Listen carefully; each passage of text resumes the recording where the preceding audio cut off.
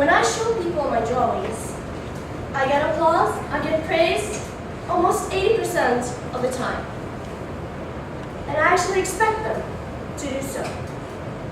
But what about the other 20%? Well, it is usually a critique or no response at all.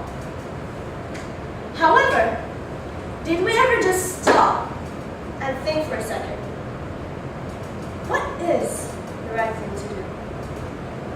To praise or to criticize? Monster ceremonies, fellow Toastmasters, and most welcome guests. Good evening. Good evening. Nowadays, we lavish praise on our loved ones.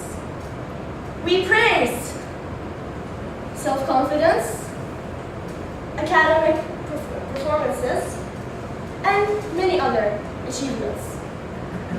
Most of us have come to believe that praise would help improve one's performances.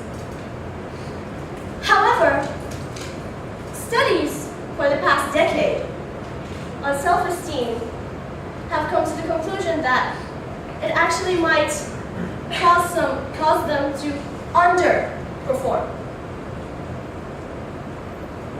The exact opposite of what we're aiming for. How is that possible?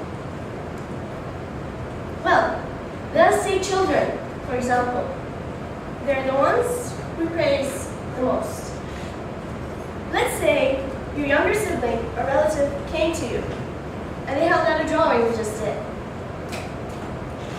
Your reply to them will be something similar to this. Wow, that's such a great drawing. You're such a great artist. It's the best one you've made so far. That child will react to this praise by quitting. How, we may ask? Well, think of it this way. Why make a new drawing when already made the best? Why make a new one when the other one already got applause? And even if they do continue to draw, they will draw for the sake of getting praised. They lose the purpose of doing what they love and discovering themselves. In 1998, a study was done on children aged 10 and 11. Psychologists Claire Decker and Clara Meller asked 128 children to solve a series of mathematical problems. And after completing the first simple set of exercises, they gave each child a simple sentence of praise.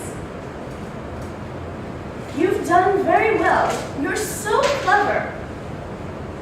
While some of them were praised on hard work. After that, the researchers gave them a more challenging set. The results were dramatic.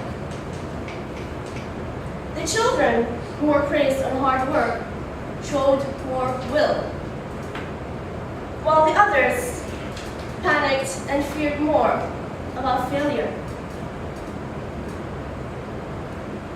You see, what happened here was that the thrill that was caused by "you're so clever" increased anxiety and a drop in self-esteem, performance, and motivation. So, if praise kills self-esteem, what are we supposed to do? Dr. Alfie Kahn suggested to consider one thing. Talk less, ask more. Because when you show more interest in an individual's work, You let them know that you care. Because when you're present, it boosts their self-confidence. You assure them that they are worth thinking about. And Dr. Stephen Ross put this in a beautiful way that I couldn't describe it any better. Being present, whether with children or with friends or even with oneself, is always hard work. But isn't this attentiveness, the feeling that someone is trying to think about us, something we want more than praise?